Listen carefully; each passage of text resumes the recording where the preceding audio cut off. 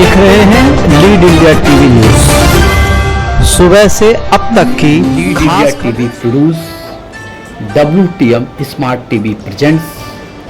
देखना ना भूले कशिश न्यूज चैनल पर। नमस्कार दोस्तों, आज जौनपुर से हमारे स्टूडियो में डॉक्टर ब्रजेश कुमार यदुवंशी जी पधारे हुए हैं।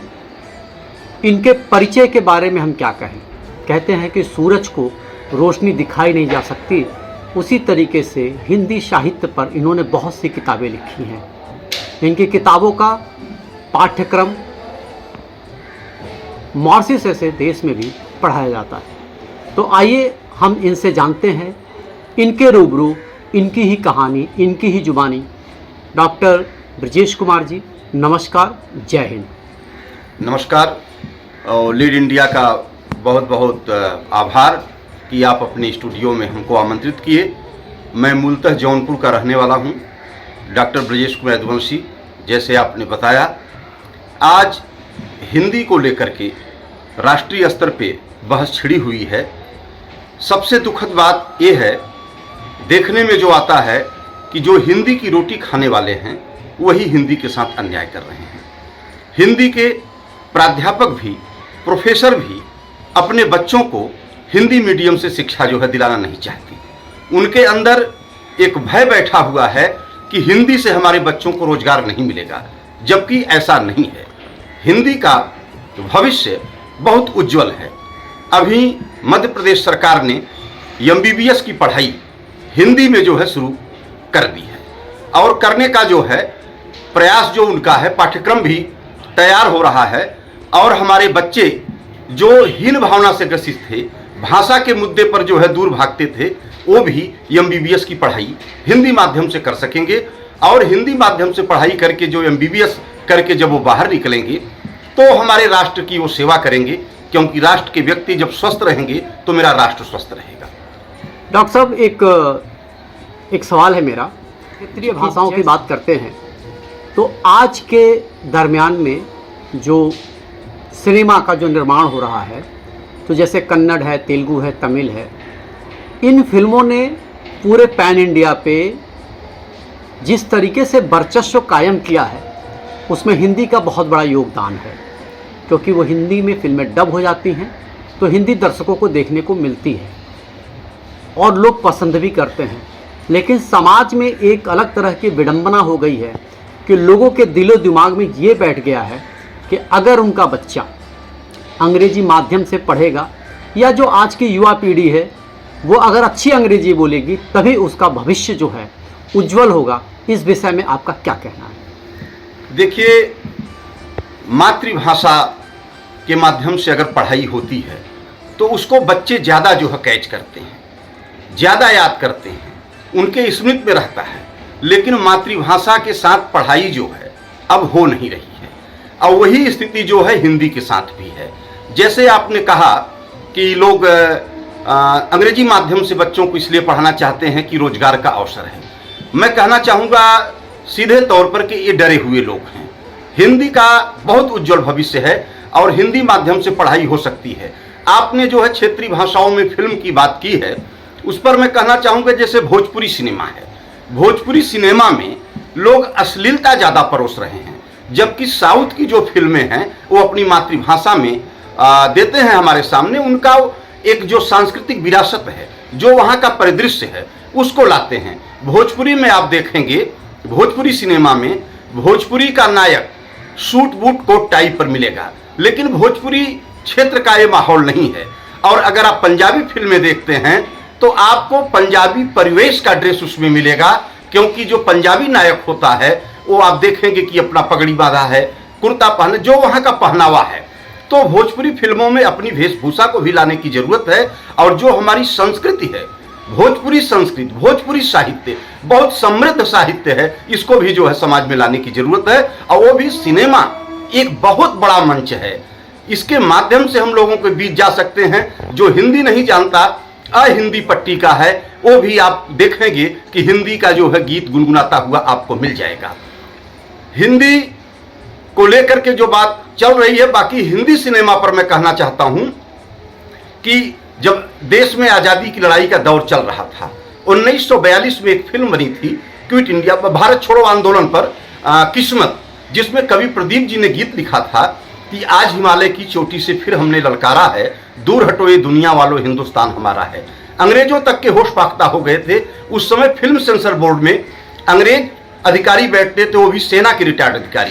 तो फिल्म सेंसर बोर्ड ने निर्णय लिया कि ये तो देशवासियों को एक संदेश देना चाहता है, ऐसे में इस गीत को न पास किया जाए। तो कवि प्रदीप ने एक युक्ति ढूंढी। उन्होंने गीत में आगे जोड़ा कि तुम न किसी के आगे झुकना, जर्मन हो या जापानी। जर्मन और जापान बरतानिया हुकूमत का विरोधी था, इसलिए फिल्म सेंसर बोर्ड ने इस गीत को खुशी खुशी पास कर दिया और कवि प्रदीप जी ने सिनेमा के माध्यम से देशवासियों को संदेश देने का काम किया। और उस समय हमारे जो क्रांतिकारी थे वो इसको जो है याद करके गा करके प्रभात फेरी तक निकाला करते थे और हमारा देश आज़ाद हुआ। सिनेमा ने भी देश के आज़ादी की लड़ाई में बड़ा योगदान दिया है। ये मात्र मनोरंजन का साधन नहीं है, हम समाज में सिनेमा के माध्यम से एक अच्छा संदेश दे सकते हैं। और हिंदी सिनेमा और भोजपुरी सिनेमा का भविष्य उज्जवल है, लेकिन हिंदी और भोजपुरी की जो साहित्य है, जो संस्कृति है, उसको जो है समाज में लाने की जरूरत है। डॉक्टर साहब, एक अहम मुद्दा है मेरे दिमाग में रहता है कि भोजपुरी पर, जैसे अभी आपने कहा कि भोजपुरी में अश्लीलता का बहुत ज़्यादा योगदान है। अभी निरहुआ जी किसी इंटरव्यू में उन्होंने कहा था कि सिनेमा में अश्लीलता नहीं है, म्यूजिक एल्बमों में अश्लीलता है, ये उनका कहना था। मैं डॉक्टर साहब एक बात आपसे शेयर कर रहा हूँ कि भोजपुरी साहित्य से जुड़े हुए इतने महान लेखक, भारत के शेक्सपियर कहे जाने वाले मुंशी प्रेमचंद जी की कहानियों का अंबार है। तो क्या ये फिल्म निर्देशक, भोजपुरी के लेखक उन कहानियों से प्रेरित होकर ऐसी कहानियां क्यों नहीं, जिससे कि जनमानस में ये बात चली जाए? उसी तरीके से बिहार में भी फणीश्वर नाथ रेणु ने बहुत अच्छी अच्छी कहानियां लिखी है, अनेकों नाम हैं, भिखारी ठाकुर, अनेकों नाटक हैं। तो क्या उन पर काम नहीं होना चाहिए? मुझे ऐसा लगता है डॉक्टर साहब कि अगर भोजपुरी निर्देशक, लेखक और निर्माता उन कहानियों पर अगर काम करेंगे तो निश्चित सफलता के झंडे गाड़े जा सकते हैं। आपका क्या राय है? बिल्कुल सही आपने कहा। और जो हमारे भोजपुरी बेल्ट के साहित्यकार हैं, उनकी कृति पर सिनेमा बनना चाहिए। और सबसे बड़ी बात यह है कि जो यहाँ पर हीन भावना हो गई है अपनी भाषा को लेकर के, अपनी संस्कृति को लेकर के, और दूसरी संस्कृति को हम अपने ऊपर लाद रहे हैं और नई पीढ़ी को प्रथोप रहे हैं, ये बड़ी विडंबना है। मैं मॉरिशस की चर्चा करना चाहता हूँ। अभी जो आपका सवाल है वहाँ मुंशी प्रेमचंद जी को लेकर के, फणीश्वर नाथ रेणु को लेकर के, यहाँ तक कि वहाँ भिखारी ठाकुर की जो है कविताओं को लेकर के, जो उनके नाटक को लेकर के वहाँ फिल्में प्रदर्शित हो रही हैं।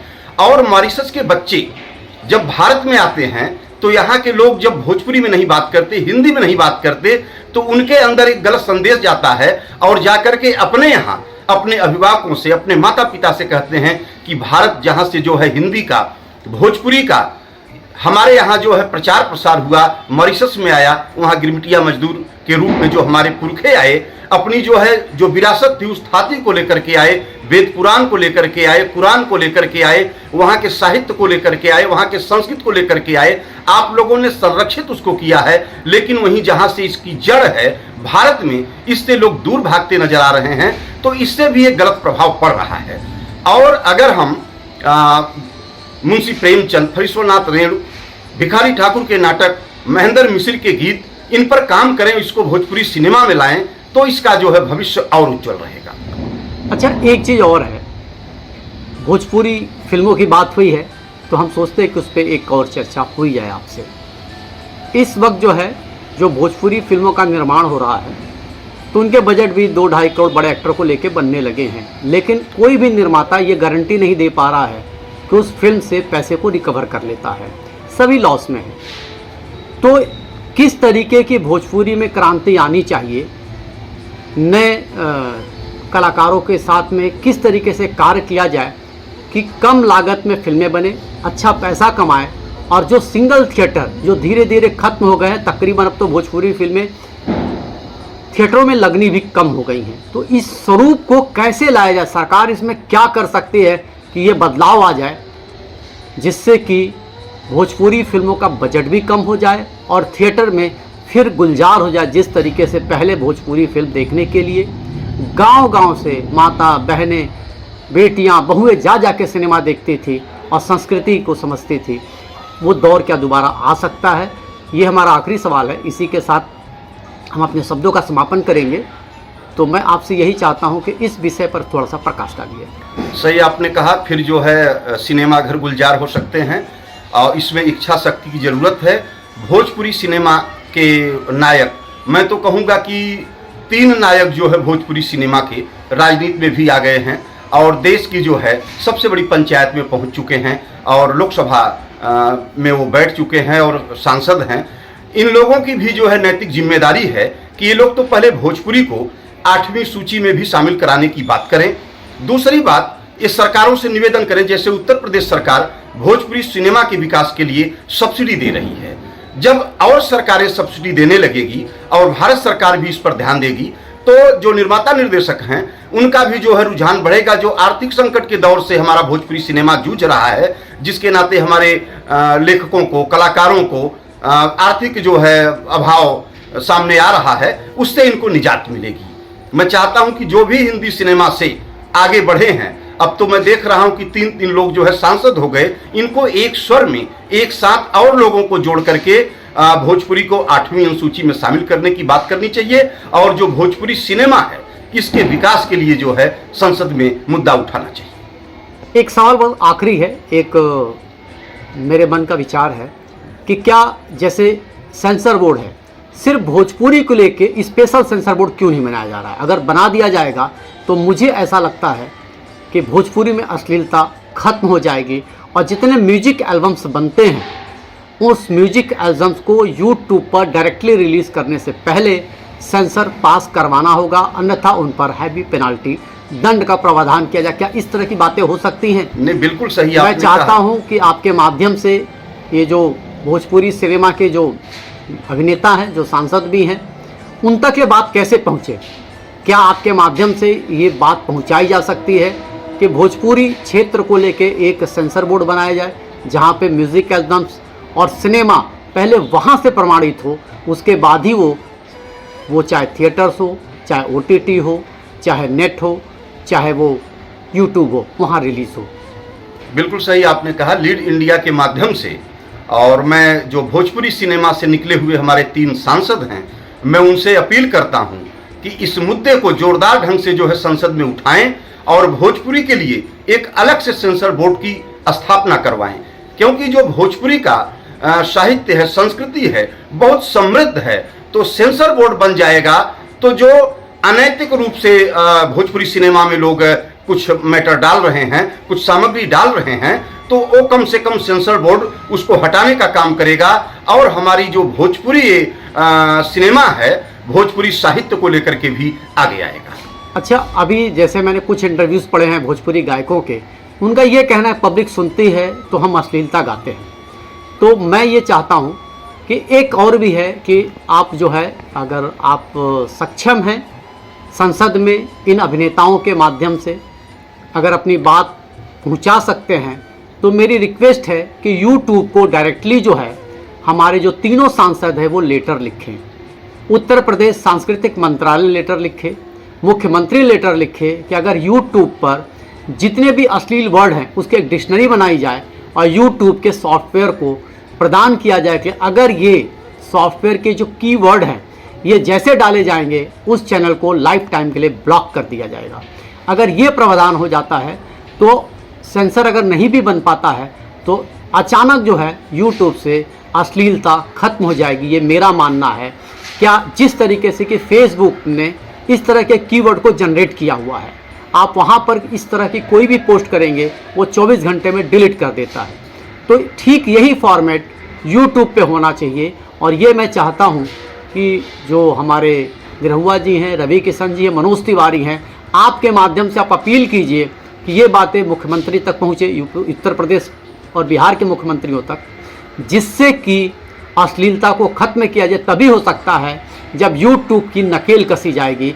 उसके लिए एक रिक्वेस्ट मैं चाहता हूँ आपके माध्यम से हो, और अगर ऐसा यूट्यूब नहीं करता है तो उत्तर प्रदेश बिहार में यूट्यूब को बैन कर दिया जाए। बिल्कुल सही आपने कहा। भोजपुरी सिनेमा और साहित्य को बचाने के लिए ऐसा निर्णय लिया जाना जरूरी है और ये 3 सांसदों से भी मैं निवेदन करता हूं कि इस मुद्दे को संसद में उठाएं। जैसे अभी हिंदी में कुछ शब्दों पर रोक लगा दी गई है, उन शब्दों का प्रयोग करने पर उन्हें जो है उनके ऊपर कानूनी कार्रवाई होगी, ऐसा जो है भोजपुरी में भी होना चाहिए। जो हमारे 3 सांसद पहुंचे हैं और बड़े मजबूती के साथ जो है पहुंचे हैं, यहाँ तक कि मोदी जी ने भी भोजपुरी की बात कही है। मोदी जी ने भी काशी में आकर के कहा है कि भोजपुरी की संस्कृति बड़ी समृद्ध है। ऐसे में अगर हमारे भोजपुरी सिनेमा से निकले तीनों सांसद इस मुद्दे को संसद में उठाते हैं तो संसद के अन्य साथी भी इनका साथ देंगे। मेरा आग्रह है तीनों सांसदों से, इस मुद्दे को उठाएं, भोजपुरी का एक सेंसर बोर्ड अलग बने और भोजपुरी में जो अश्लीलता है, जो अश्लील शब्द है, उसका प्रयोग करने पर उनके ऊपर जो भी प्रयोग करता है उसके ऊपर कानूनी कार्रवाई हो, ये मेरा आग्रह है। धन्यवाद डॉक्टर विजेश जी, आप हमारे स्टूडियो में हैं और आपने बहुत सी बातों पर अपनी प्रमुखता से अपनी बात रखी है। इसके लिए लीड इंडिया टीवी आपका आभार व्यक्त करता है। जय हिंद। बहुत जल्द आ रहा है सिंगिंग कंपटीशन माटी के बोल। कौन बनेगा माटी के बोल सम्राट? बहुत जल्द लीड इंडिया टीवी द्वारा प्रोड्यूस कशिश न्यूज़ चैनल पर टेलीकास्ट होने वाला सिंगिंग बेस रियलिटी शो। तो देर किस बात की है, न कीजिए किस्मत का इंतज़ार और बन जाइए माटी के बोल के सम्राट।